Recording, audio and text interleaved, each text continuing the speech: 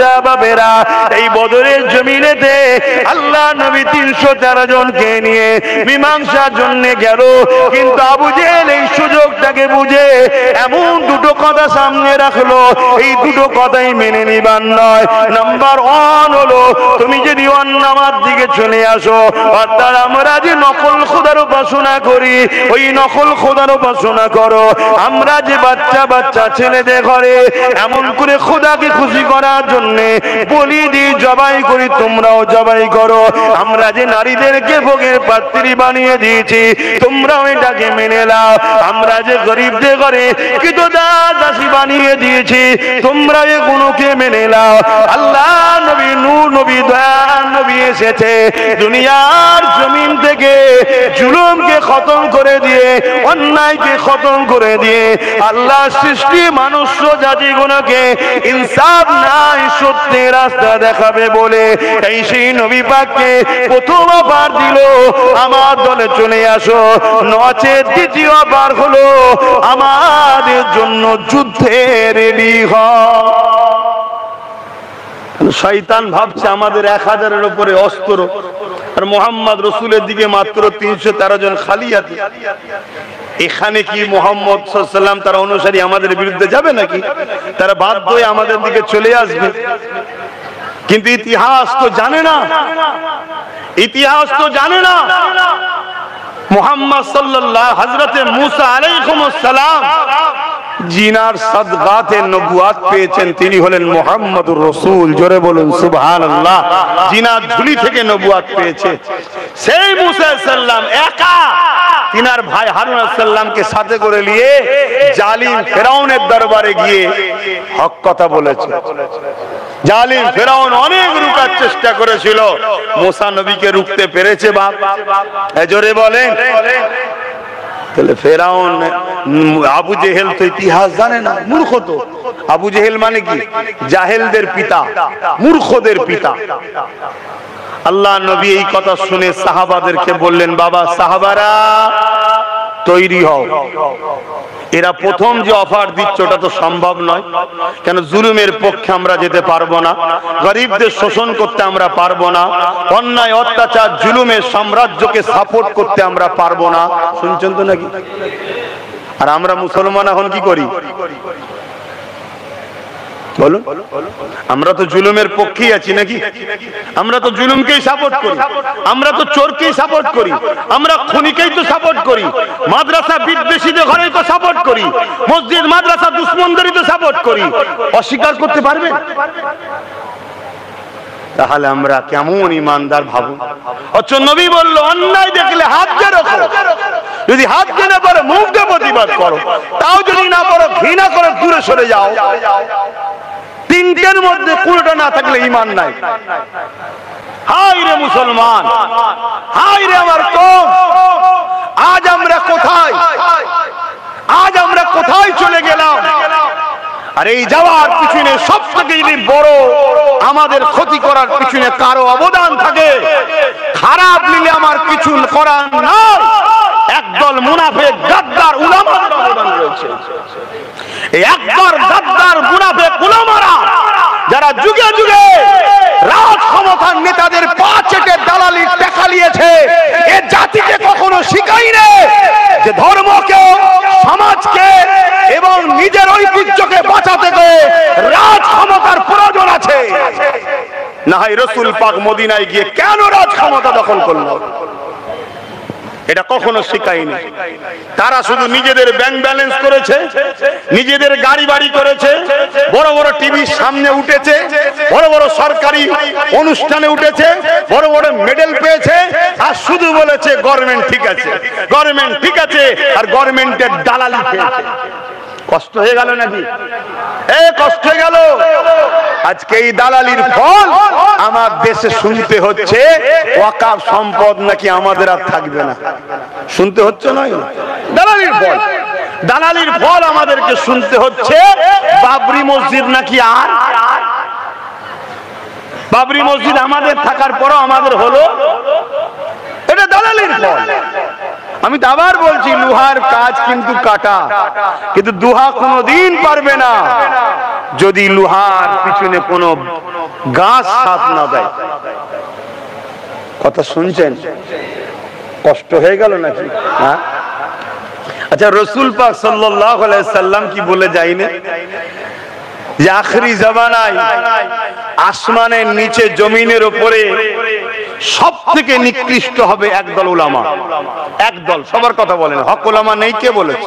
হাজার হাজার লাখ লাখ হক উলামা, কিন্তু একদল উলামা আসমানের নিচে জমিনের উপরে সব থেকে নিকৃষ্ট হবে।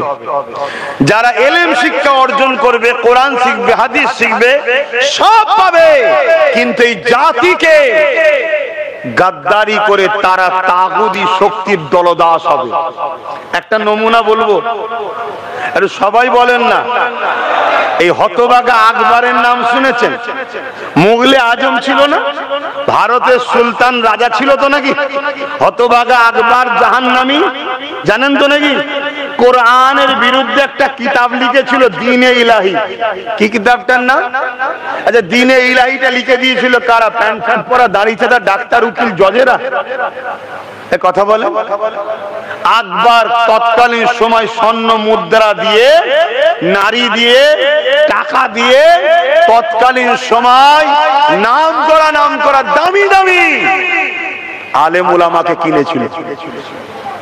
শুনছেন?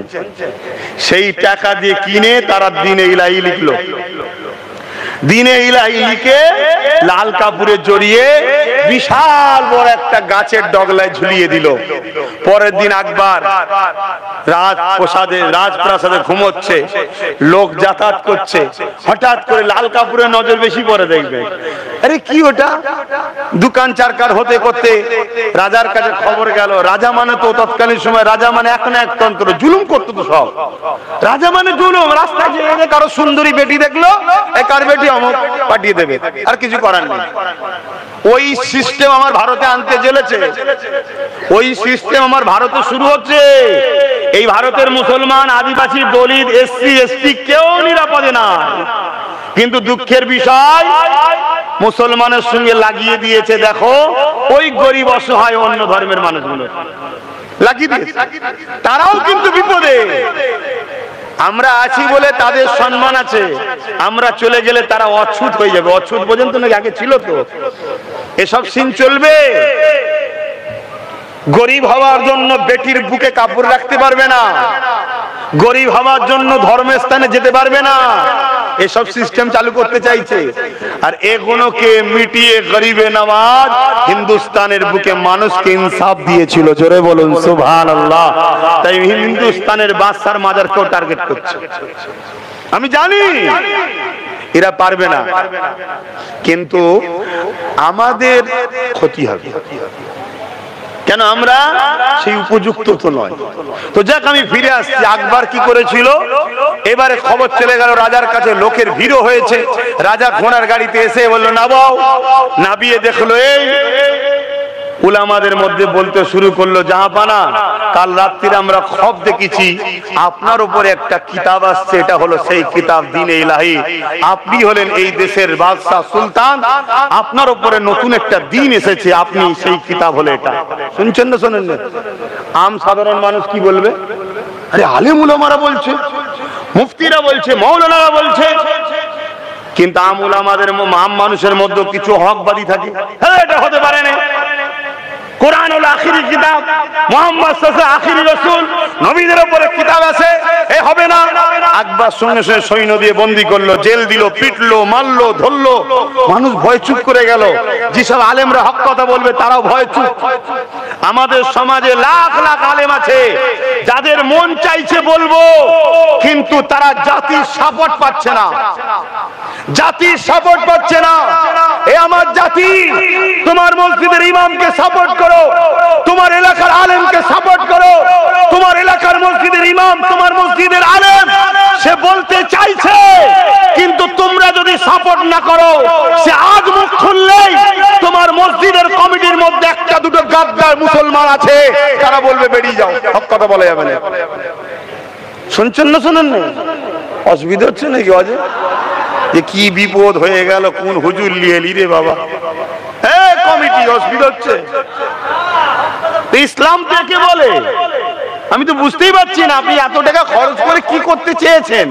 ইসলাম শুনতে তো ইসলাম তো এটাই, অন্যায়কে মিটে নাই জ্বালাও। আল্লাহর ঘর মসজিদ, সেই মসজিদ থাকবে ইমানদার আলেমের হাতে, নামাজির হাতে, মুত্তাকির হাতে, পরেজগারের হাতে, যার কাছে কোন হুকুমাত আগে নয়, আল্লাহর ঘর আগে। কেউ যদি আইন তৈরি করে মসজিদ মিটাতে চায়, সেই হুকুমাত কেউ যেমন ধিক্কার জানাবে, কেউ যদি বলে ওই মসজিদের হয়ে কথা বলা যাবে না, তাকেও ধিক্কার জানাবে। এই রকম লোকের উচিত মসজিদের দায়িত্বে থাকা। আর কোন গ্রামে যদি এই রকম না থেকে দুগলা মার্কা মুসলমান মসজিদের দায়িত্বে থাকে, ওই গ্রামের সমস্ত মুসলমানের উপরে আগামী দিন আল্লাহর পক্ষ থেকে আযাব আসবে। শুনছেন কি বলছি? অন্যায় করলে শুধু শাস্তি হয়, ইসলামে এমনটা নয়। ইসলামে দুই শ্রেণীর শাস্তি হবে। অন্যায়কারীর যেমন শাস্তি হবে, অন্যায় দেখে যে চুপ থাকবে তারও শাস্তি হবে। তাহলে আমি আব্বাস সিদ্দিকী, আমার মসজিদ অপমান হচ্ছে, আমার মাদ্রাসা অপমান হচ্ছে, আমার হজ অপমান হচ্ছে, আমার হজকে নিয়ে দুর্নীতি হচ্ছে, আমার হজের টাকা ঝাড়া হচ্ছে, আমার গরিব হাজিরা একটু হজ করতে যাবে এত টাকার রেট বাড়াচ্ছে, সব ছেড়ে খাচ্ছে, এর বিরুদ্ধে যদি না বলা হয়, এই অন্যায়ের বিরুদ্ধে না কথা বলা হয়, আল্লাহ তো আমাকেও শাস্তি দেবে। এখন তোমায় খুশি করতে গিয়ে তো আমি জাহান্নামে যেতে পারবো না, তাহলে বলতে হবে না? কিন্তু সবাই বলছেন না, তো বলা দরকার আছে না? না, কারা বলছেন বলা দরকার আছে? কম শুনে আল্লাহকে সাক্ষীটা দেন, হক কথা বলা দরকার আছে না? না, হাত লম্বা করুন। ভয় খেয়ে হাত তুলছেন, ভয় খেয়ে। আমাদের জন্য আমাদের দিনের ক্ষতি হচ্ছে। আমি আবার বলছি, লোহার কাজ হলো কাটা, কিন্তু কাটতে কোনোদিন আবু জেল পারবে না, উদবা পাইবে না, সাইবা পারবে না, যদি আমাদের গাদ্দাররা না সাথ দেয়। আসেন আমার নবী পাকের কথায় ফিরে যান। আল্লাহ নবী সাহাবাদিওকে বললেন, বাবারা তৈরি হও।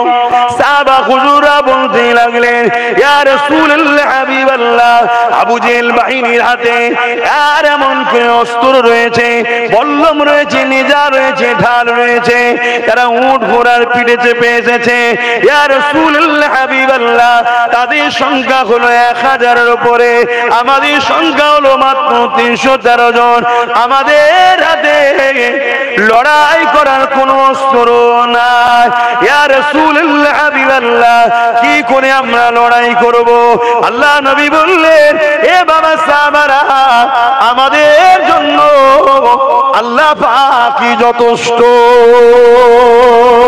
বাবা সাহাবারা, বিসমিল্লাহ বলে খাজুরের ডাল তুলে নাও। মদিনা মক্কা খাজুরের এলাকা, তো খাজুরের ডাল বিসমিল্লাহ বলে উঠিয়ে নাও। বাবা 313 জন সাহাবারা খাজুরের ডাল উঠিয়ে নিতে লাগলো। এই যুবকেরা অনেক আলেম উলামা থাকতে পারে, এই বদরের কাহিনী অন্যভাবে অনেকেই তো শুনতে পারে। এই বদরের কাহিনীকে সমাজের বুকে একদল মুনাফিকেরা তাদের কিতাবের মধ্যে অন্যভাবে বিস্তারিত করে রাসূলুল্লাহকে লড়াইকারী বানাবার একটা পরিকল্পনা করেছে। না না না, যে কথাটা আজকে বলে যাচ্ছি মন দিয়ে শোনে। আমার নবী শোনের জন্য এসেছিলেন, আমার নবী মীমাংসার জন্য এসেছিলেন, আমার নবী শান্তির বার্তা দিবার জন্য এসেছিলেন। তুমি মক্কায় থাকো, আমি মদিনায় থাকি, কেন তুমি আগ বাড়িয়ে ঝামেলা করতে আসছো? এটা আমার রাসূলুল্লাহ চেয়েছিলেন। তাই সাহাবা হুজুরদের হাত ছিল খালি। এ যুবকেরা এইভাবে খাজুরের ডালকে তুলে নিল। এই খাজুরের ডালকে তুলে নিয়ে সাহাবা হুজুররা কাতারকে শিরে করতে লেগেছে। ওই কাতার দেখতে দেখতে আল্লাহ নবী দেখেন দুটো ছোট ছোট বাচ্চা দাঁড়িয়ে আছে। যে বাচ্চা দুটো নিজের পায়ের উপরে ডিঙি দিয়ে মাথায় লম্বা হতে চাইছে। কেন রাসূলুল্লাহ বলেছে লড়াইয়ের ময়দানে বীর বুড়োদের যেতে হবে না, লড়াইয়ের ময়দানে বাচ্চাদের যেতে হবে না, লড়াইয়ের ময়দানে নারীদের যেতে হবে না। তাই আজকে যদি এইখানে গিয়ে রাসূলুল্লাহর সঙ্গে জালিমরা লড়াই নেমে যায়, এই যে লড়াইটা শুরু হতে লেগেছে, আর আমরা যদি এখানে ছোট মানুষ দেখা যায়, আল্লাহ নবী আমাদেরকে লড়াই করতে ইজাজত দেবে না, আমাদেরকে বলবে ঘরে ফিরে যাও। এই জন্য তারা পায়ের উপরে ডিঙি দিয়ে দাঁড়াতে লেগেছে। আল্লাহ নবী দেখতে পেয়ে গেল, তাদেরকে দেখতে পেয়ে গিয়ে বলল, বাবারা এই ময়দানে তোমাদের থাকতে হবে না। যেটা ভাবছিল তারা, রাসূল সেটাই বললেন, এই মাহফিলে তোমাদের ময়দানে থাকতে হবে না, তোমরা ঘরে যাও, চলে যাও বাবা, জালিমরা বহুত জুলুম করবে, তোমরা বাচ্চা বাচ্চা ছেলে ঘরে যাও। বাচ্চা দুটো কাঁদছে, বলছে হুজুর আমাদেরকে থাকতে দিতে হবে। অনেক বড় কথা, কাঁদাকাটি শুরু করেছে, অনেক বড় কথা, সব বলতে গেলে সময় চলে যাবে। আল্লাহর নবী বলেন ঠিক আছে, দু ভাইয়ের মধ্যে যে বড় মাথায় লম্বা ওটা থাকুক, ছোটটা তুমি চলে যাও। ছোট ভাই তো আরো কাঁদে, হুজুর ও বড় বলে চান্স পেয়ে যাবে, এত বড় একটা নিয়ামতের জায়গা, আল্লাহর দ্বীনের জন্য, হকের জন্য, ইনসাফের জন্য বদরে আপনার সাথে থাকবে, কিয়ামতের দিন জান্নাত পাওয়ার রাস্তা ওর ক্লিয়ার হয়ে যাবে, আর আমি ফেসে যাবে, এটা কেমন করে হয় হুজুর, আপনি আমাকে ইজাজত দেন। আল্লাহর নবী তাকে বুঝাচ্ছেন, হঠাৎ করে তার মাথায় আল্লাহ বুদ্ধি দিলেন। সে কি বলতে লেগেছে, ছোট ভাই, যে হুজুর লড়াইয়ের ময়দানে মাথায় বড় হলে হয় না, ক্ষমতা লাগে, বুদ্ধি লাগে, ওর থেকে আমার গায়ে ক্ষমতা বেশি, কুস্তি লাগিয়ে দেখেন হুজুর আমি জিতে যাব। জোরে বলুন সুবহানাল্লাহ। হাই রে মুসলমান, 30 বছর, 40 বছর, 50 বছর, 60 বছর দুনিয়ায় বেঁচে এখনো মরতে শখ দিচ্ছে না, এখনো বেঁচে থাকার শখ, এখনো অন্যায়ের সঙ্গে তাল মিলিয়ে চলতে হবে, এখনো অন্যায়ের সঙ্গে আপোষ করতে হবে। আর এইটুকু বাচ্চা সে নিজেকে কুরবান করতে প্রস্তুত। কেন? তাদের দিল, তাদের দিমাগ মেনে নিয়েছিল মুহাম্মদ রাসূল হলেন পারফেক্ট, তিনি যেটা বলেছে সত্য বলেছে, আর আমরা শুধু মুখে বলি রাসূল সত্য বলেছে, দিলে আমাদের ওই চেতনা নেই। যদি দিলে চেতনা থাকতো আমরা শাহাদাতের তামান্না নিতাম, যে তামান্নাই বাচ্চা দুটো লিখছে। জোরে বলুন সুবহানাল্লাহ। ওই বাচ্চা দুটো বলে উঠল, রাসূল বললেন তাহলে ঠিক আছে, তুমি যখন বলছো তাহলে কুস্তি করো। আল্লাহ নবী সাহাবাদেরকে সব ডাকলেন, দেখো গো এদের মনে কি তামান্না দেখো। কুস্তি লড়ার আগে ছোট ভাই হুজুরকে বলছেন, হুজুর একটু যদি ইজাজত দেন বড় ভাইয়ের সঙ্গে একটা কথা বলে নি। আল্লাহ নবী তো সবই বুঝতে পারছেন, মুচকি হাসলেন, যাও। ছোট ভাই বড় ভাইকে বলছে, ভাই তুমি তো জান্নাত যাওয়ার রাস্তা পেয়ে গেছো, আমাকে একটু কেন বাধা দিচ্ছ? আমাকে একটু সুযোগ দাও, আমি তোমাকে হালকা ঠেলবো, তুমি জমিনে পড়ে যে হেরে যাও, তাহলে আমাকেও হুজুর চান্স দিয়ে দেবে। জোরে বলুন সুবহানাল্লাহ। কথা মতো কাজ কুস্তি শুরু হলো। ছোট ভাই বড় ভাইকে হালকা আঘাত মানে ঠেললো, বড় ভাই জমিনে শুয়ে পড়লো। তার কাছে গিয়ে ছোট ভাই হুজুরকে তখন বুকের উপরে চেপে বসে হুজুরকে বলতে লাগলেন, হুজুর দেখো এর থেকে আমার ক্ষমতা বেশি। আল্লাহর নবী বললেন, তোমাদের এই চেষ্টা দেখে, তোমাদের এই তামান্না দেখে আমি রাসূল খুশি হলাম। বলে হাত তুললেন, আল্লাহ এই দুটো বাচ্চা যেন বদরের শহীদ না হয়। জোরে বলুন সুবহানাল্লাহ। লড়াই শুরু হলো। এক ভাইয়ের হাত কেটে গিয়েছিল, নিশ্চয় আপনারা জানেন, এক ভাইয়ের হাত কেটে গিয়েছিল। কিন্তু তারপরে কি হয়েছিল ওটা হয়তো আপনারা অনেকে জানেন না, একটু বলে দিই কথাটা এসেছে।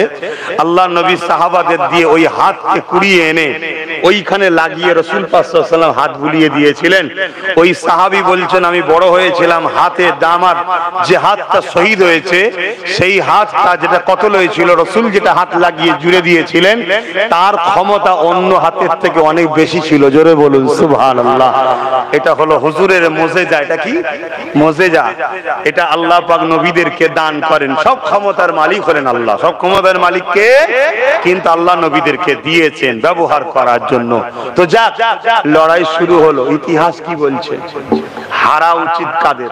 313 জন। কেন? খাজুরের ডাল। আর জিতা উচিত স্বাভাবিক 1000-এর অস্ত্র রয়েছে হাতে, তাই তো নাকি? কিন্তু ইতিহাস কি বলছে? অতএব আমরা যেটা ভাবি ওটা নয়, ফাইসাল্লাহ জমিনে হয় না, ফাইসাল্লাহ আসমানে হয়। এ যুবকেরা, তরুণীরা, বাপেরা, আবু জেহেল চেয়েছিল মিটিয়ে দেবো, কিন্তু আমার আল্লাহ যেটা চেয়েছে ওটাই তো হবে। আল্লাহ চেয়েছেন আবু জেহেল তোকেই মিটিয়ে দেবো।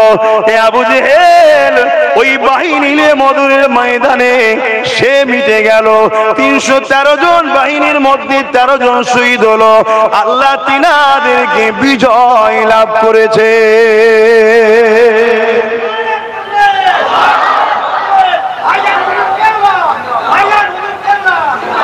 যুগে যুগে এইভাবে জুলুম হয়েছে বাপ, যুগে যুগে। কিন্তু মনে রাখবেন, ইসলামকে কেউ মিটাতে পারে না। যারা মিটাতে গেছে আল্লাহ তাদের সঙ্গে দুই ধরনের ব্যবহার করেছে। প্রথম বললাম, হয় আল্লাহ তাকে মিটিয়ে দিয়েছে, আর নচেৎ আল্লাহ তাদেরকে এই দিনের খাদেম বানিয়ে দিয়েছে। জোরে বলুন সুবহানাল্লাহ। যেমন আমেরিকার ডব্লিউ বুশ, সে চেয়েছিল আমেরিকাতে ইসলামকে রাখবো না, হাজার হাজার ঘরকে উজাড় করেছে, হাজার হাজার মুসলমানদের উপরে জুলুম করেছে, খুন করেছে, হত্যা করেছে।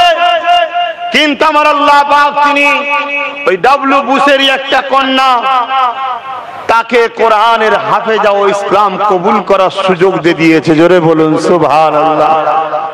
আজকে সেই পশ্চিমা দুনিয়া তাদের 20 থেকে 30 যুবক যুবতী শিক্ষিত সমাজ, যাদেরকে আমেরিকা, ইউরোপ দুনিয়া সিনেমার মাধ্যমে ইসলামের বিদ্বেষ তৈরি করতে চেয়েছিল, যাদেরকে বিভিন্ন জায়গায় নকল মুসলমান বানিয়ে তাদের দ্বারা ইসলামকে বদনাম করতে চেয়েছিল, যাতে করে ইসলামের বিরুদ্ধে পুরো আমেরিকার যুব সমাজ দাঁড়ায়, আমেরিকার বেটিরা দাঁড়ায়, ইউরোপের মানুষরা ইসলামের বিরুদ্ধে দাঁড়ায়।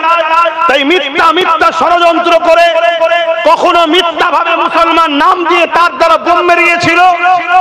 যেমন আমার দেশে মুসলিম ফেক আইডি খুলে বিভিন্ন জায়গায় বোম মারবে, এটা করবে, ওটা করবে ছড়াতে চাইছে, কিন্তু ধরা যখন পড়ছে দেখা যাচ্ছে মুসলমান না, অমুসলিম তারা। এইভাবে ইসলামকে আমেরিকাতে, ইউরোপে ঘৃণা করে দিবার জন্য আমেরিকা, ইউরোপ বহু ষড়যন্ত্র করেছিল।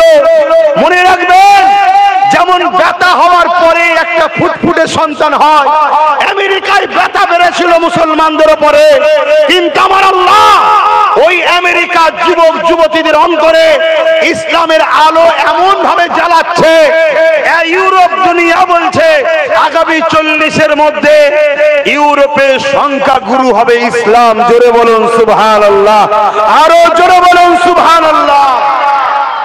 তাদের পেটে বিদ্যা রয়েছে, তারা রিসার্চ করছে মোহাম্মদ রসুলকে নিয়ে এত সমালোচনা কেন, কোরআনকে নিয়ে এত সমালোচনা কেন, দ্বীনকে নিয়ে এত সমালোচনা কেন, ইসলামকে নিয়ে এত সমালোচনা কেন, কেন দাড়ি টুপি নিয়ে এত সমালোচনা। তারা রিসার্চ করতে করতে গুগলকে সার্চ করছে, তাদের হাতে তো মোবাইল রয়েছে, আর দুনিয়া তখন মোবাইলের মধ্যে। গুগলকে সার্চ করছে, জিজ্ঞেস করছে, গুগল বলো পৃথিবীর শ্রেষ্ঠ মানুষকে। গুগল বলছে পৃথিবীর শ্রেষ্ঠ মানুষ প্রফেট মুহাম্মদ রসুল। জোরে বলুন সুবহানাল্লাহ। গুগলকে বলছে, গুগল প্রফেটের জীবনী দাও। গুগল প্রফেটের জীবনী দিচ্ছে, সেই ঘরে ছেলেরা জীবনী পড়ছে, আর কোরআনের বাস্তব হলো মুহাম্মদ রসুল।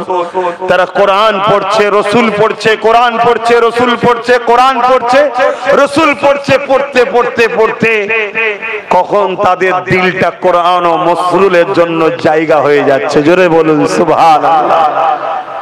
এই ভয়ে আজ আমেরিকা আজকে ভীত সন্ত্রস্ত, ঠিক তেমনি বিশ্ব জুড়ে ইসলাম না বিস্তার হয়ে যায়। ইসলাম বিস্তার হলে জালিম শাসকের জুলুম খতম হবে। ইসলাম যদি মাথা তুলে দাঁড়ায়, বেটিদের উপরে ধর্ষণ বন্ধ হবে। ইসলাম যদি মাথা তুলে দাঁড়ায়, বৃদ্ধাশ্রম থাকতে পারবে না। ইসলাম যদি মাথা তুলে দাঁড়ায়, সুদ বন্ধ হবে, প্রশাসনের ঘুষ খাওয়া বন্ধ হবে, অফিস আদালত সব জায়গায় ঘুষ বন্ধ হবে।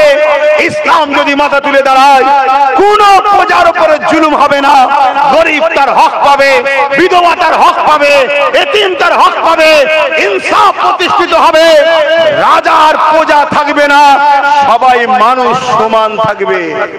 শুনছেন না শোনেন? এজন্য ইসলামের পিছনে সবাই লেগেছে। আসো ইসলামকে জানো, কিন্তু যারা জানে তারা গায়ে জোর দিয়ে মিটাতে চাইছে। কেন? আমার ধান্দার দোকান বন্ধ হয়ে যাচ্ছে, ধান্দার দোকান বন্ধ হয়ে যাচ্ছে, তাই তারা উঠে পড়ে লেগেছে। আপনারা নিশ্চয়ই জানেন এই সমাজের মধ্যে একটা আমার বোনের নাম তিলোত্তমা বলে ডাক্তার ছিলেন, লেডি ডাক্তার, জানেন তো নাকি? বোনটা ইনসাফ পেয়েছে, জোরে বলুন। ইনসাফ পাইনি, ইসলাম থাকলে ইনসাফ পেত। শুনছেন না শোনেন? হ্যাঁ, সবচেয়ে বড় কথা ওইটা ঘটনাই ঘটতো না, ওই ঘটনাটাই ঘটতো না। কেন? আইন ব্যবস্থা একটাই হওয়া উচিত, নারী হলো মায়ের জাত, মায়ের জাতকে যে সম্মান দেয় না সে মানবরূপী পশু, আর পশুকে কখনো মানুষ সমাজে বাঁচার অধিকার নাই। কিন্তু দুঃখের বিষয়, যেসব বন্ধুরা এখন সিভিক ভলেন্টিয়ার হয়ে নিজেকে যা ভাব নেয়, শুনছেন তো নাকি? নিজেকে যা ভাব নেয়, মানে হাড়ির থেকে সিলিঞ্চি কি বলে, সিনির গরম বেশি, যা ভাব নেয়, এই সিভিক ভলেন্টিয়ারদের ঘরে শুধু সময় হবে যে একটা করে শুধু প্রবাদ বাক্য আছে, একটা কি জানো, ওইটা বানাবে। শুনছেন তো নাকি? ওটার মাইকে বললাম না। যেমন রিসেন্ট আপনারা দেখলেন এক পুলিশ অফিসার গাড়িতে বসে আছে আর সিভিক পয়সা তুলছে, দেখেছেন সোশ্যাল মিডিয়ায়? লাস্টে পুলিশটা কি বলছে, আর আমি তুলেছি নাকি, সিভিক তুলছে। তার মানে কি? যত সব বিপদে পড়ার সময় আমি নয় ও, আমি নয় ও। কিন্তু এর পরও সিভিক বন্ধুগুলো মাঝে মাঝে এমন ভাব নেয়, বুঝতে হবে বাপ। কি গো, অসুবিধা হচ্ছে না তো? ইসলামের যুগে যুগে ক্ষতি করতে চেয়েছে। বাপেরা, আবু জেহেল ইসলামের চরম দুশমন ছিল, কিন্তু আল্লাহ পাকের মর্জি দেখুন, আবু জেহেলের ছেলে ইকরামা, তিনাকে আল্লাহ পাক ঈমানের কলেমা পড়িয়ে নবী পাকের সাহাবী বানিয়ে দিয়েছে।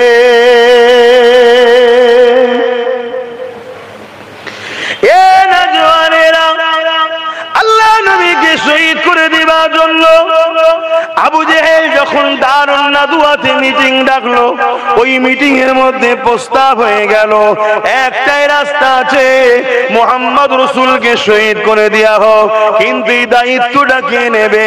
ওই মজলিসে একটা 25 বছরের যুবক বসেছিল, জিনার নাম তখন ছিল শুধু উমার। এখন শুধু উমার বলতে পারবো না, যদি শুধু উমার বলি আমার ঈমানের খাতরা হবে। এখন তিনি আমিরুল মুমিনিন, খলিফাতুল মুসলিমিন হযরত ওমর ফারুক রাদিয়াল্লাহু তাআলা, কিন্তু তখন তিনার নাম ছিল শুধু উমার। তিনি আমার নবীর কদমে আসে ধন্য হয়েছে।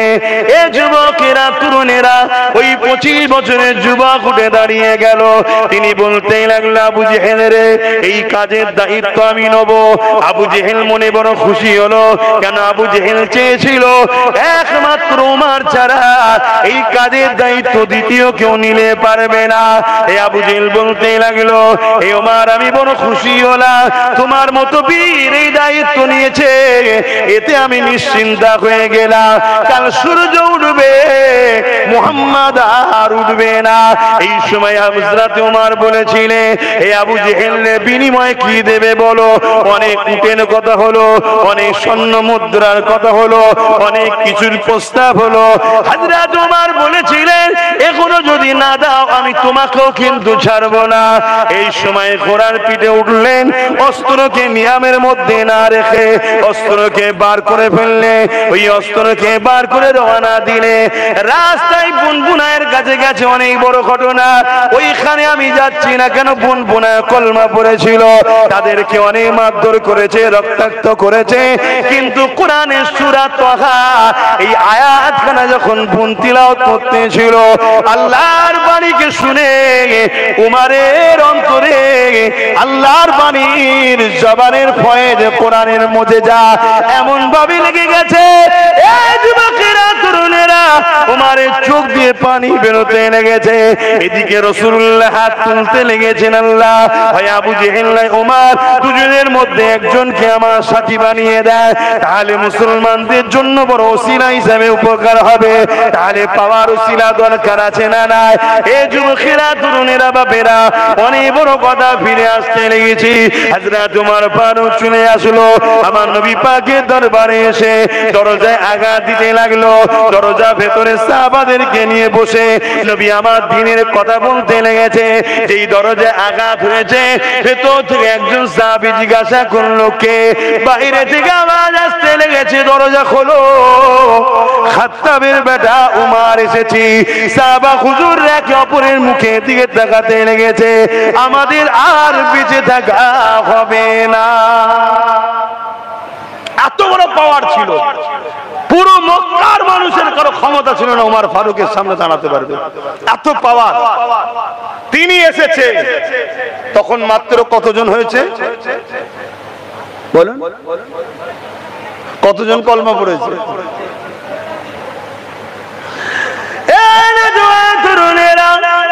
মাত্র 39 জন হয়েছে। উমর ফারুক বেরোবার সময় তো বলেছিল 39 থেকে 40 হতে দেব না। আর আমার আল্লাহ ফারিস্তাদেরকে বলে, ফারিস্তারে উমরকে যেতে দে, ওর জানকে কবজ করে নিস না রে, যেতে দে, যেতে দে, ওকে কোনো আঘাত করিস না রে, যেতে দে, যেতে দে, আল্লাহ আপনার হাবিবের ক্ষতি করতে যাচ্ছে, যেতে দে, যেতে দে। উমর বলেছে 40 হতে দেব না, শহীদ করে দেবে হাবিবকে। এই ফারিস্তারে যেতে দে, যেতে দে।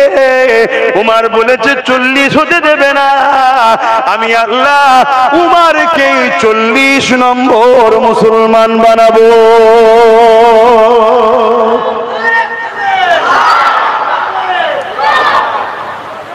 দরজায় আঘাত দিয়েছে কে? খাত্তাবের বেটা উমর। দরজা খোলো। সাহাবাদের মধ্যে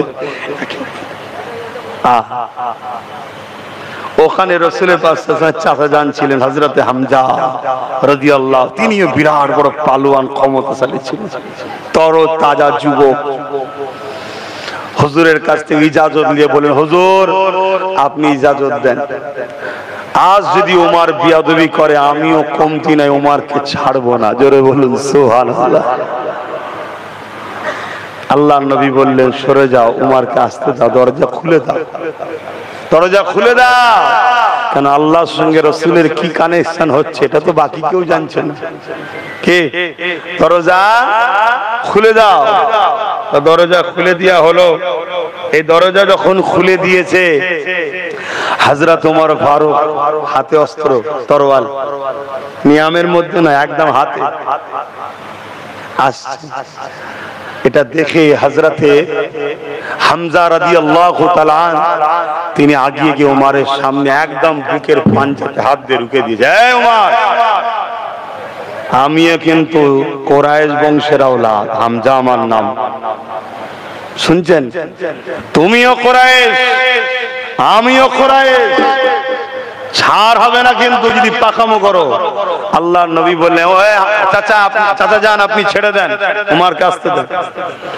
হযরত ওমর সোজা এলেন, নামাজে যেভাবে আমরা বসি ওইভাবে রাসূলের পাশ একদম কাছে এসে বসে গেল। নবী উমরের জামার খুঁট ধরে টানলেন, বসে গেল। আল্লাহর নবী শুধু একটা কথা বলল, ওমর এখনো কি সৃষ্টিকর্তা রব্বুল আলামিনের দিকে, তার হাবিব মুহাম্মদ রাসূলের দিকে আসার কি সময় হয়নি? এখনো আমাদের বিরুদ্ধে থাকবে? দু চোখ দিয়ে ঝরঝর করে পানি বেরোতে শুরু করলো। জোরে বলুন সুবহানাল্লাহ। সাহাবারা তো সব হতভম্ব হয়ে গেল।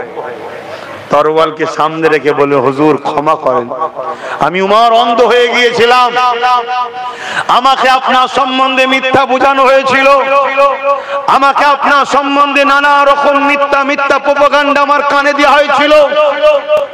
যেমন আজকের দিনে আমাদের যুব সমাজকে চাকরি নেই, কর্মসংস্থান নেই, পড়াশোনা নেই, স্কুলগুলো ধ্বংস হয়ে যাচ্ছে, স্বাস্থ্য সুব্যবস্থা নেই, পুরো দেশ দেউলিয়া হয়ে যাচ্ছে। আজকে ঠিক আবু জেহেলরা আজকের যুব সমাজের একটা অংশকে মদের বোতল আর কিছু 200-300 টাকা ভাড়া দিয়ে তাদেরকে ইসলাম সম্বন্ধে ভুল বোঝানো হচ্ছে। তাই তারা আমার মসজিদের সামনে গিয়ে ডিস্টার্ব করছে, মুসলমানকে ধরে ধরে হত্যা করছে, কেন এদের ব্রেনে ভুল বোঝানো হয়েছে ইসলামকে নিয়ে।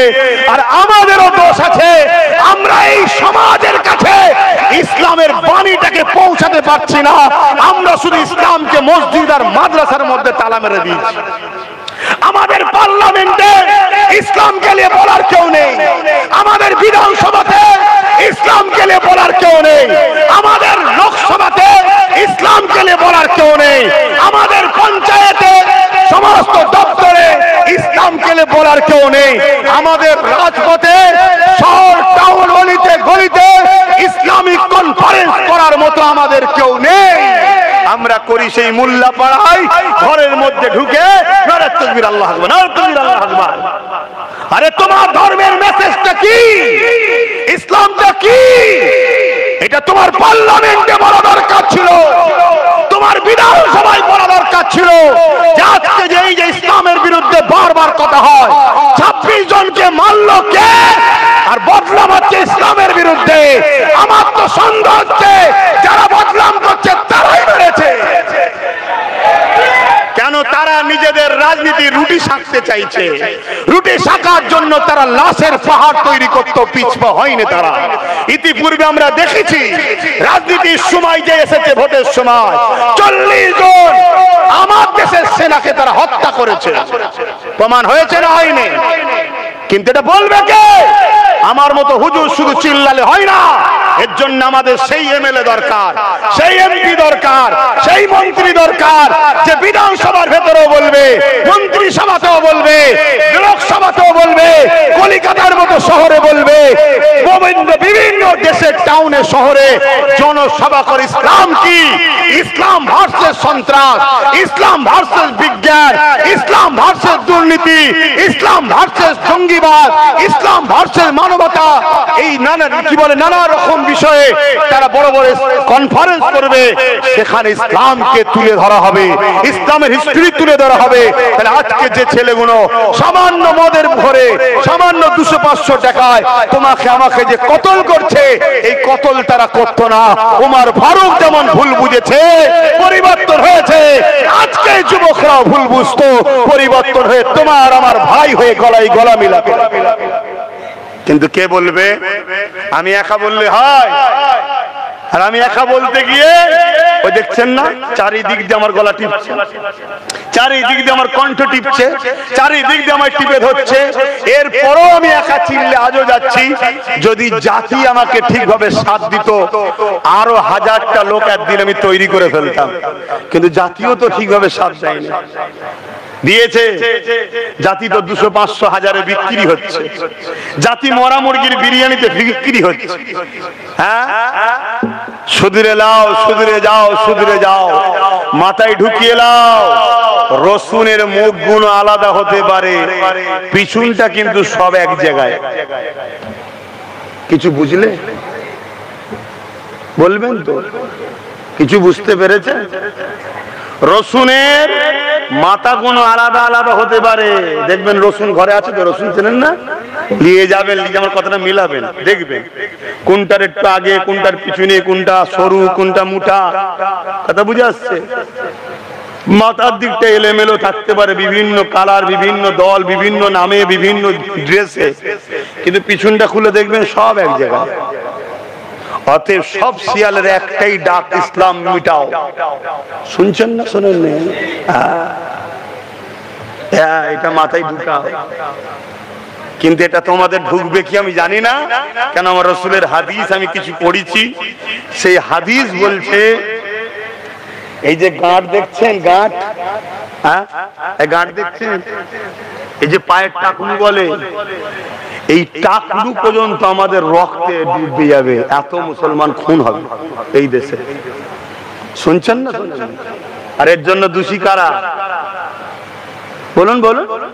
আমরা এই শুধুমাত্র এইটাই কাজ। আমরা আমার নবীকে মডেল বানাইনি, আমরা মডেল বানাচ্ছি কাদেরকে? তো যাক বাপ, যতক্ষণ থাকবো আরো হক কথা বলে ফেলবো, আরো দুশ্মন বেড়ে যাবে। এমনি প্রচুর দুশ্মন। ঘরে আগুন লেগে গেলে হয়তো আপনাদের কাছে যাবার সময়ও নাই। এমনি তো আমার বাড়িতে একদিন রাত 2-2:30টার সময় প্রায় 1000-2,500 পুলিশ পাঠিয়ে দিয়েছিল রাজ্য সরকার, জানেন তো নাকি? তো পাওয়া যাবে কি না যাবে তখন তোমাদেরকে খেদমত করার জন্য, কেন অত লোকের মেহমানদারি করতে তো লোক লাগবে নাকি? একা তো সম্ভব নাই। কমসে কম কোল্ড ড্রিঙ্কসটা 1 গ্লাস করে দেওয়া দরকার, এত কষ্ট করে এসছে, কি দেওয়া দরকার আছে না? না, আর দিনের বেলা হলে বিরিয়ানি টিরিয়ানি করে খাওয়াবো। তবে শোনো ভাব ভাইয়েরা, আমি আবার বলে যাচ্ছি, যার কুদরতি হাতে আব্বাস সিদ্দিকীর জান আছে, এখানটা আছে, শুনছেন?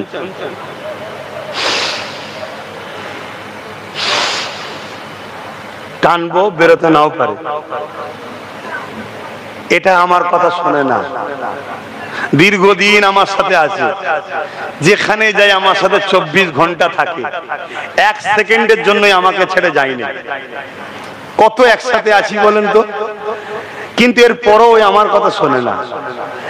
এর সৃষ্টিকর্তা যেই বলবে চলে আয়, আমি কি হালে আছি একবারও দেখবে না যে আরে খেতে বসছে একটু খেতে দে, আহারে জলসা করছে একটু জলসাটা করে লি, আহারে টাকা পয়সা গুনছে একটু গুনতে দে, আহারে জলের সিটা করছে একটু করতে দে, আহারে সংসার জীবন করছে একটু করতে দে, আহারে সন্তানকে একটু আদর করছে সন্তানটাকে আদর করতে দে। কিচ্ছু এ বোঝে না, শুধু সৃষ্টিকর্তা ডাকবে, বলবেন তো গালে হয়তো দিয়েছি পানিটা, গিলতেও দেবে না, বার করে দেবে, এ বেরিয়ে চলে যাবে। অতএব এর জন্য তুমি জাহান্নামে যেও না, এ কিন্তু পালাবে ঠিক করে, শুনছেন তো নাকি? এর ময়ায় তুমি জাহান্নামে যেও না, এর ময়ায় তুমি আল্লাহকে ভয় করা ছেড়ে দিয়ে দুনিয়ার তাগুতি শক্তিকে ভয় করছো, এর ময়ায়, এর ময়ায় তুমি তোমার হালাল ইনকাম ছেড়ে দিয়ে 2 নম্বর ইনকামে চলে গেছো, এর ময়ায় তুমি গাড়ি বাড়ি ধন দৌলত গরিবের রক্তের উপরে তুমি সাজাচ্ছ, এর ময়ায়। এ যে কখন ছেড়ে পালাবে কোনো গ্যারান্টি না। আসো যুব সমাজ, আসো বাপেরা মায়েরা, সংগঠিত হয়, কারো বিরুদ্ধে নয়, ইনসাফ প্রতিষ্ঠিত করার জন্য, কারো বিরুদ্ধে নয়, ন্যায় প্রতিষ্ঠিত করার জন্য, কারো বিরুদ্ধে নয়, গরিবের অধিকারের জন্য, কারো বিরুদ্ধে নয়, নেশা মুক্ত, খুন মুক্ত, দুর্নীতি মুক্ত, চোর মুক্ত, অন্যায় মুক্ত, ঘুষ মুক্ত সমাজ গড়ার জন্য এক হয়। আসো যুব সমাজ, এটা করতে গিয়ে যারাই আমাদের সামনে আসবে, আমাদের হাতে 2টো অপশন, 3 বার বুঝাবো পরিবর্তন হও, আর না হয় আমরা আমাদের রাস্তায় চলবো, সে না শুকিয়ে যাক, কিন্তু রাস্তায় যদি বাধা দিয়ে আমাদের ক্ষতি করতে চায়, ডিফেন্সের জন্য আমরা তৈরি আছি। কি আছি না নাই? হাত তুলে বলো, আছি না না? এই ডিফেন্স করা ফরজ, শুনছো? কত সহজ, জান্নাত যাবে সব, জান্নাতে, হ্যাঁ জান্নাতে যাবে, জান্নাতে। ইমামে হোসেন 72টা নিজের পরিবারের সন্তানকে নিয়ে জালিম অত্যাচারী সারাবি চরিত্রহীন খুনি সমাজ বিরোধী মানবতা বিরোধী গুন্ডা এজিদের বিরুদ্ধে ইমামে হোসেন 72টা পরিবারকে নিয়ে পুরো কুরবান করেছে ইনসাফের জন্য, ন্যায়ের জন্য, সত্যের জন্য। এজিদও তো কলেমা পড়তো, এজিদও তো নামাজ পড়তো, কিন্তু এজিদ ছিল অত্যাচারী শাসক, তার বিরুদ্ধে হোসেন পাক 72টা পরিবারের সন্তানকে কুরবানি করেছে। আর তুমি আমি গায়ে গা ঘষে চলছি না, গায়ে গা মিলিয়ে চলছি। কি করব, কি করব, কি করব? কেন উপায় নেই? ছিল না আলাদা কথা। আজ যখন খানদানে রাসূলরা ডাক দিচ্ছে, কোরআন বংশের বাচ্চারা ডাক দিচ্ছে, আসো, তোমরা এদিক ওদিক এখনো করছো কেন? সব জায়গায় সংগঠিত একটাই আওয়াজ, আমরা কারো পক্ষে নয়, কারো বিরুদ্ধে নয়। লাল বুলু নীল সাদা হলুদ কিচ্ছু বুঝি না। আজ থেকে একটাই বুঝি, বন্ধু আর দুশ্মন। যে ইনসাফ চাই তার সাথে আছি, যে জুলুম মিটাতে চাই তার সাথে আছি, যে আমার ওয়াকফ মসজিদ মাদ্রাসা বাঁচাতে চাই তার সাথে আছি, যে আমাকে আমার ধর্মের স্বাধীনতা দেবে, অন্যজন অন্যের ধর্ম করবে, এই স্বাধীনতা দিয়ে যে বাংলাকে সাজাবে, দেশকে সাজাবে, তার সাথে আমরা আছি। নচেত আমরা কারো সাথে নেই। প্রয়োজন হয় একা চলবো, তাতে ফাইসাল্লাহ কি দেখার দরকার নেই, আল্লাহ আমাদের জন্য যথেষ্ট। ইতিহাস আমরা ভুলে গেছি। এই যে চলছে, কি বলে, এই যে চলছে জিলহজ মাস, ইব্রাহিম আলাইহিস সালামকে আগুনে ফেলে দিয়েছিল নমরুদ। ওই আগুনে গিরগিটি ফু দিচ্ছিল যাতে করে আগুনটা বাড়ে। আগুনটা একটা বড় গ্রামের মতো এলাকালি আগুন। আমি নিজে চোখে দেখে এসেছি যে জায়গাটায় আব্বা জান ইব্রাহিম সাল্লামকে আগুনে ফেলেছিলেন, ওটা ব্যাবিলনে আছে, ইরাকে। তো ওই জায়গায় বিরাট এলাকালি একটা গ্রামের মতো এলাকায় আগুন। এত বিশাল আগুনের তাপ হয়েছে, কাছে কেউ যেতে পারছে না।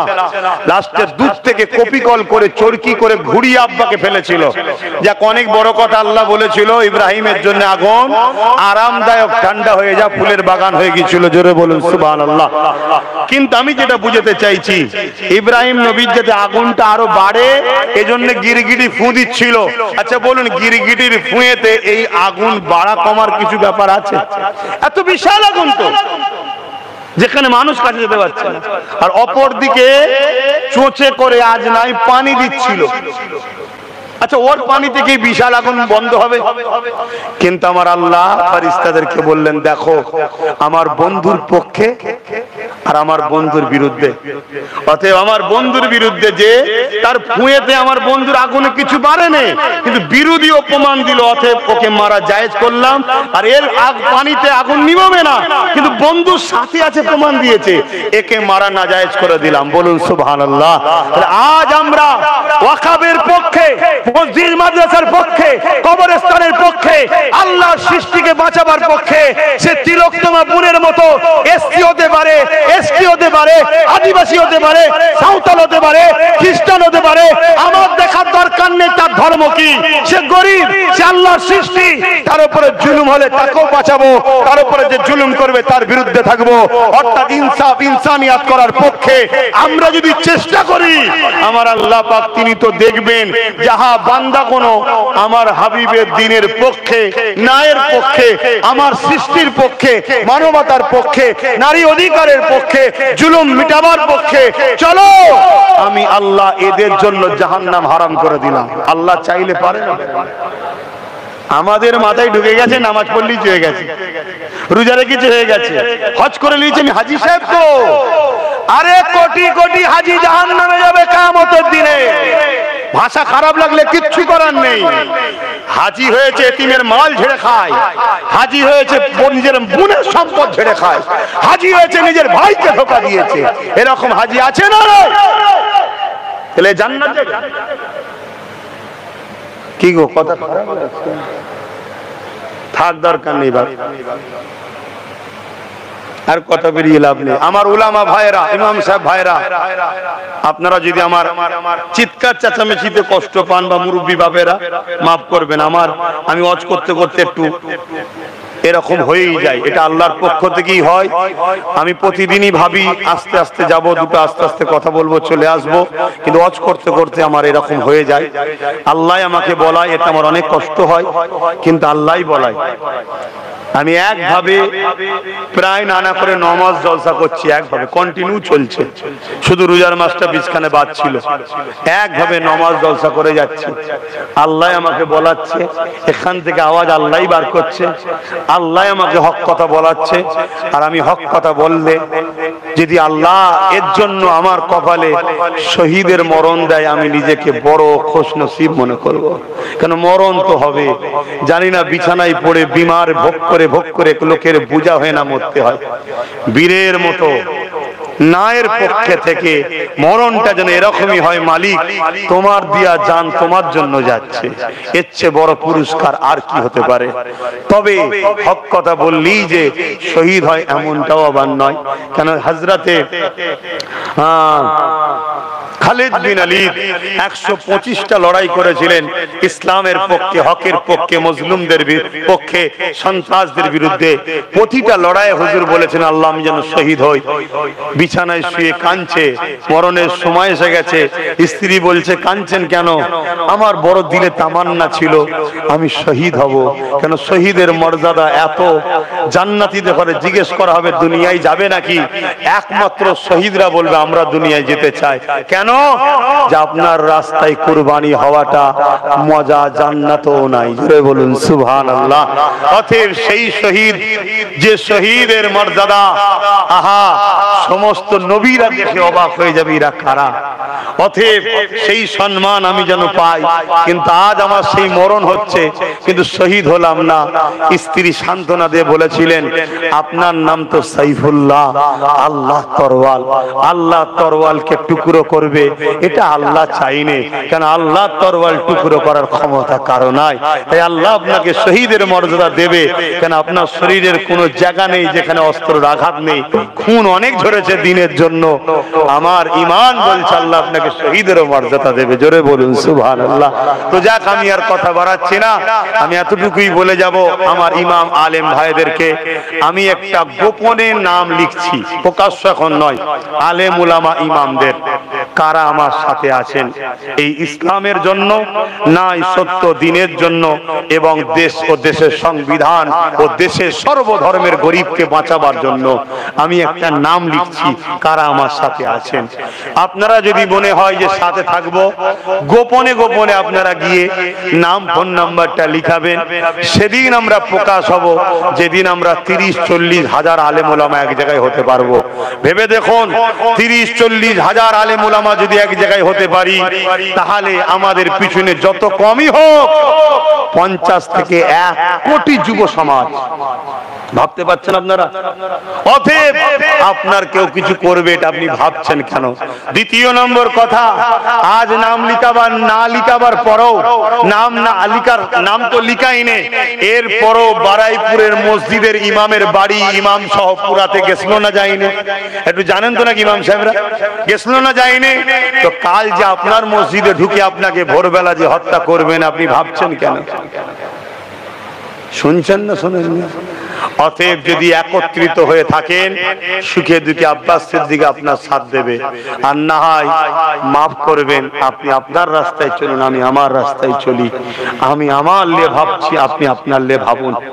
আর যদি মনে হয় যে না এভাবে থাকলে সবাইকে ভাঙবে, সব কটা শেষ, তাহলে এরকম হয়ে যান, ভাঙা সহজ না, এটা ভাবুন।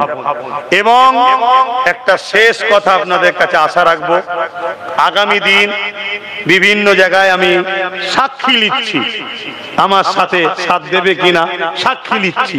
সেটা হলো কি, ওয়াকাফ কালাকানুনের বাতিল যেমন ইসলামের পক্ষে, দেশের পক্ষে, সংবিধানের পক্ষে, সর্বধর্মের গরিব মানুষের অধিকারের পক্ষে, আগামী দিন কলিকাতার ব্রিকেটে আমি একটা জনসভা করতে চাইছি। বিনা গাড়ি ভাড়া, নিজেদের গাড়ি ভাড়া খরচ করে, নিজেদের খাওয়া, নিজেদের পানির বোতল সাথে করে নিয়ে আমার ওই ডাকে কারা ব্রিকেট যেতে পারবেন আল্লাহকে সাক্ষী রেখে হাত তুলবেন। আমি জোর করব না, পারবেন? হাত লম্বা করে তুলুন, পারবেন? আলহামদুলিল্লাহ। যারা বিদেশে থাকো আমার যুব সমাজ, বিদেশে থাকো, মনে রেখে দিও তোমাদের কাছে বিভিন্ন রাজ্যে হত্যা পর্যন্ত করা হয়েছে, মারা হচ্ছে, পাঠিয়ে দেওয়া হচ্ছে। দুটো কারণে, একটা হলো বাঙালি হিসাবে মুসলিম ও মুসলিম সবার উপরে জুলুম হচ্ছে, দ্বিতীয় মুসলিম বাঙালি হলে তো বাংলাদেশি ট্যাগ লাগিয়ে দিয়েও জুলুম হচ্ছে, এমনকি মেরেও ফেলা হচ্ছে। মনে রাখবে এই বিপদে তোমাদের পাশে কোনো দাদা দিদি দাঁড়ায়নি, সেই নওশাদ সিদ্দিকী কিন্তু তোমাদের হয়ে যেখানে চিঠি দিবার দিয়েছে এখন একটু বন্ধ আছে। অতএব যেদিন ডাকবো বাইরে থাকলো চেষ্টা করো যদি একটু শরীক হতে পারো। বেঁচে থাকলে হাজারো কোটি ইনকাম করবে, আর বেঁচে থাকতে না পারলে সাজানো বাগান 30-40 বছরের সাজানো কারবার ছেড়ে দিয়ে পালাতে হবে। এরকম পরিকল্পনা চলছে, মনে রাখবে। তাই আসো, সংগঠিত হও, ঐক্যবদ্ধ হও। আজকে আমি আর দুটো কথা বলবো, যদি কষ্ট না পান একটু বলি নাকি।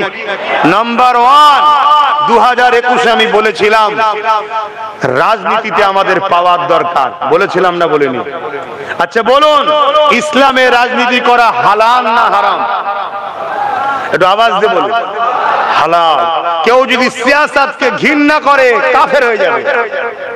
সিয়াসাতকে, রাজনীতিকে ঘৃণা করলে কি হবে? কাফের হয়ে যাবে। আর সিয়াসাতের নামে কেউ যদি জুলুম, অত্যাচার, দুর্নীতি করে রাজনীতির নামে, তাকে সাপোর্ট করলে হারাম কবিরা গুনাহ হবে। ফতোয়াটা বুঝলেন? এবারে চলে আসুন ইসলামিক রাষ্ট্র আর অ-ইসলামিক রাষ্ট্র। ইসলামিক রাষ্ট্রে কিভাবে রাজনীতি করতে হবে রাসূল ওটাও শিখিয়েছে, আর গণতান্ত্রিক অ-ইসলামিক রাষ্ট্র যেটা আমার ভারতবর্ষ, এখানে কিভাবে রাজনীতি করতে হবে ওটাও আমার হুজুর শিখিয়েছে। কথা মাথায় ঢুকছে না? ঢোকে না? হ্যাঁ, ভাইটাই শিখানো আছে, আমার নবী শিখিয়েছে। কিন্তু আমাদেরকে কথা বলেনি, আমাদেরকে চেপে রাখা হয়েছে। আমাদেরকে শুধু বলা হয়েছে নামাজ পড়ো, রোজা রাখো, আল্লাহ আল্লাহ করো, আমরা আখিরাতে লবো, আমরা জান্নাত লবো। আরে আল্লাহ বলছে রব্বানা আতিনা ফিদ দুনিয়া, দুনিয়ার ভালাই আগে চা, ওয়াফিল আখিরাতে হাসানা, তারপরে আখিরাতের কথা। তুমি যদি পাওয়ার না লাও, তোমার ছেলেকে আগামী দিন স্কুলে ভর্তি করতে পারবে না, তোমার মেয়েকে আগামী দিন স্কুলে ভর্তি করতে পারবে না। কেন? মুসলিমের ঘরে ছেলে হওয়ার জন্য বাধ্য করবে ইসলাম বিরোধী কর্মকাণ্ড, স্লোগান তোমার বাচ্চাকে দিবার। তোমার বাচ্চাকে বারবার ওখানে ক্রিটিসাইজ হতে হবে। একদিন তোমার বাচ্চা হয়তো আত্মহত্যা করে লাশ হয়ে বেরোবে, আর না হয় মব লিঞ্চিং করে পিটিয়ে মেরে দেওয়া হবে। তুমি থানায় গিয়ে আঘাত দেবে, থানা খুঁজবে, জুতো ছিঁড়ে যাবে কোর্টে গিয়ে গিয়ে, তোমার বিচার হবে না। কেন? তুমি মুসলিম। আমার ভাষা কি খারাপ লাগছে নাকি? এটা সত্য কথা বলছি। আপনার এই পাশের হাওড়া জেলায় ছোট্ট একটা বাচ্চা মেয়েকে স্কুলে স্লোগান দেওয়া হচ্ছে, যে স্লোগান ইসলামিক ভাবাবেগে আঘাত দেয়, ধর্মীয় কালচারে আঘাত দেয়। শুনছেন না? শোনেন? কোথায় যাচ্ছে? অলরেডি এসসি এসটি সম্প্রদায়ের ভালো ভালো ছেলেদের ঘরে বিভিন্ন স্কুল কলেজ থেকে বাদ দিয়ে দিচ্ছে, পড়তে দিচ্ছে না, চান্স দিচ্ছে না। তবুও মুসলমান এখনো পড়ছে পয়সার জোরে। শুনছেন তো? কাল এটাও বন্ধ হয়ে যাবে। কেন? শিক্ষিত হলে চোখ খুলবে, অথে মূর্খ বানা। তাই বলবো আমার সাথ দাও, আমি চেষ্টা করছি যতটা পারি। 5000 যদি 10,000 যদি ছেলেকেও পারি এই নলেজ সিটিতে শিক্ষিত করে তোলার, তোমরা সবাই আমার নলেজ সিটিতে জোড়ো দাতা হও বাৎসরিক একটা। এবং সরকারি ভাবে পাওয়ার তৈরি করতে আমি বলেছিলাম এই সব কারণে। শুনছেন তো নাকি? আপনাদের কি কথায় অসুবিধা হচ্ছে? আমি কি বলেছিলাম? আমি বলেছিলাম কেউ আমার বন্ধু নয়, কেউ আমার দুশ্মন নয়।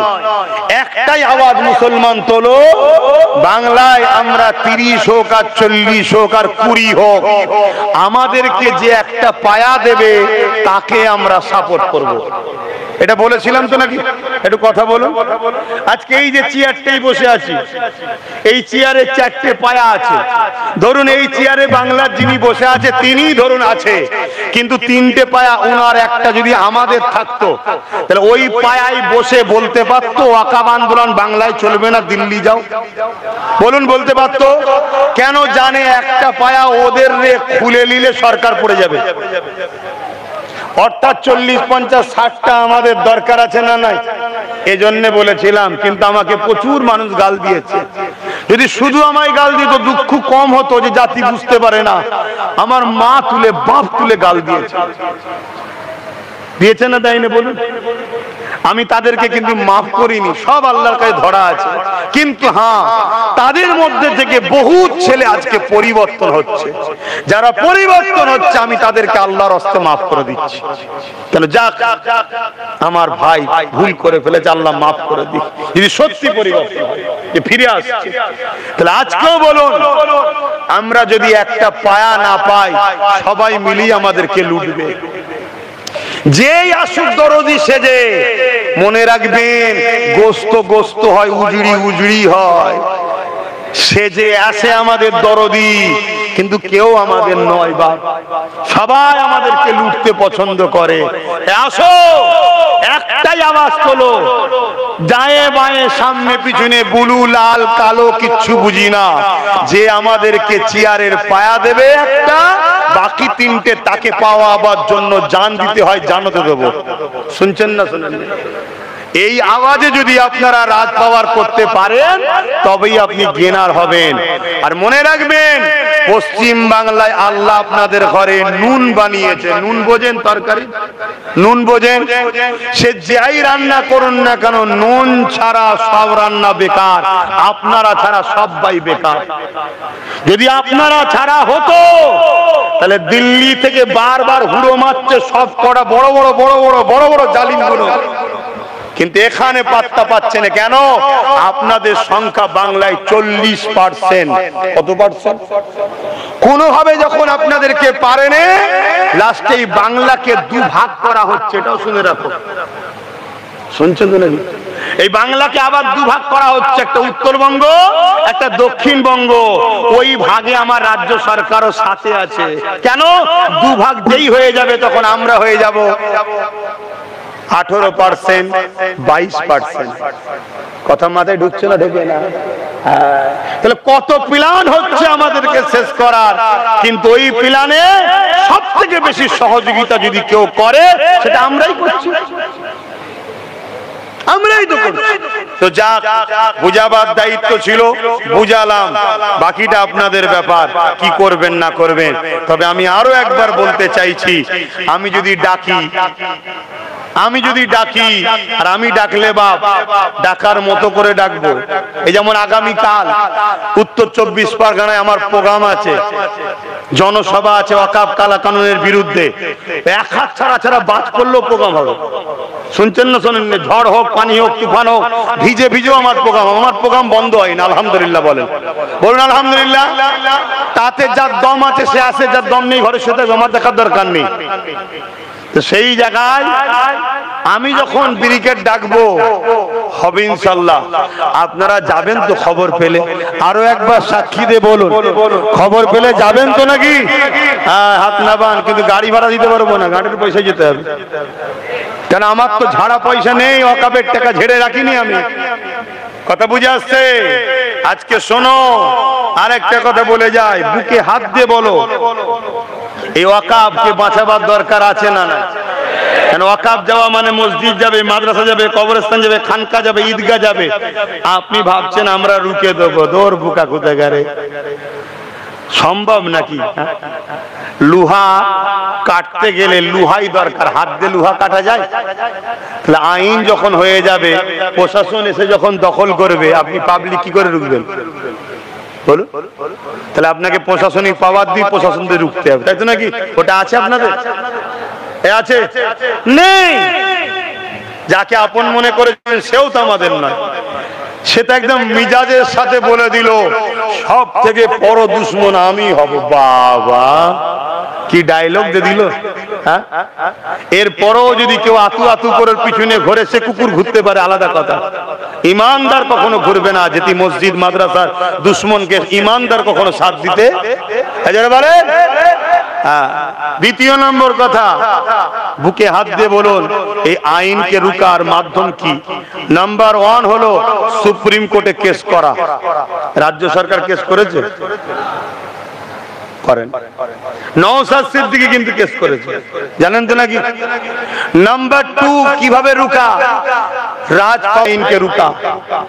নাম্বার 3 আন্দোলন আন্দোলন আন্দোলন ব্যাপকভাবে বাড়াতে হবে। যেভাবে কৃষকরা আন্দোলন করেছিল ওইভাবে আন্দোলন করতে হবে। আর কৃষকরা আন্দোলন করে সাকসেসফুল হয়েছিল কি করে? কৃষকদের সাথে পাঞ্জাব সরকার ছিল, আমাদের সাথে সরকার থাকবে? শেষ কথা বলে যাচ্ছি, বুকে হাত দিয়ে বলুন তো, নওশাদ কেস করেছে, আপনারা খুশি না বেজার? একদম ঠিক বলছেন। যদি ওর সাথে আরো 40টা এমএলএ থাকতো তাহলে কেসটা বাড়তো না কমতো? তাহলে ওর সাথে আর 40টা হলে আপনাদের অসুবিধা হতো। কিন্তু আমার কম কি করলো? একজনকে গুজে গুজে খাইয়েছে, গুজে গুজে খা, আর এত খাওয়া খেয়েছে বমি করছে, এত খাওয়া খেয়েছে বমি করছে। ওই বমির ফল হলো দিল্লি চলে যায়, ওরা বমির ফল, বমি করছে বাড়ি। অতএব বাপ একটু বুঝে বুঝে চলেন, বুঝে বুঝে চলেন। আল্লাহ দুশ্মনের সাথে, আল্লাহ দ্বীনের দুশ্মনের সাথে গলা মিলাচ্ছেন, আল্লাহ দুশ্মনকে দিয়েই আপনাকে মেরে শেষ করে দেবে। শুনছেন তো? সূরা বাকারার মধ্যে আল্লাহ বলছেন কি, তোমরা যখন আমাকে আমার হাবিবকে ছেড়ে যাদের দলদাস হবে তাদেরকে ক্ষমতাশালী করে তাদের হাতে তোমাদের জিল্লাত দেব, তাদের হাতে তোমাদেরকে সাইজ করব। এখনো সময় আছে, যদি আল্লাহ সুযোগ দেয় একটু বুঝে বুঝে পা ফেলবেন। মনে থাকবে তো নাকি? হ্যাঁ, যিনি আছে, যিনারা ছিলেন, কেউ আমাদের বন্ধু নয়, কেউ আমাদের দুশ্মন নয়। একটাই কথা বুঝি, যিনি আমার ছেলেকে খেতে দেবে তিনার ছেলেকে আমরাও খেতে দেবো। এই কথা কি ভুল বলা হলো? যিনি আমাদেরকে একটা পায়া দেবে তিনাকে আমরা 3টে পায়া দেবো। কথা কি বলা ভুল হচ্ছে নাকি? বাস এই আদর্শে চলুন। আলেম উলামা ইমাম ভাইরা যদি আমার কথা শোনেন, নবী বংশের আওলাদ বলে যাচ্ছি, 20,000 টাকা করে ইমামরা মাইনে পাবে। 20,000, ভাতা নয়, মাইনে। ভাতা মানে কি? দালালি। ভাতা মানে কি? লজ্জা লাগছে? ভাতা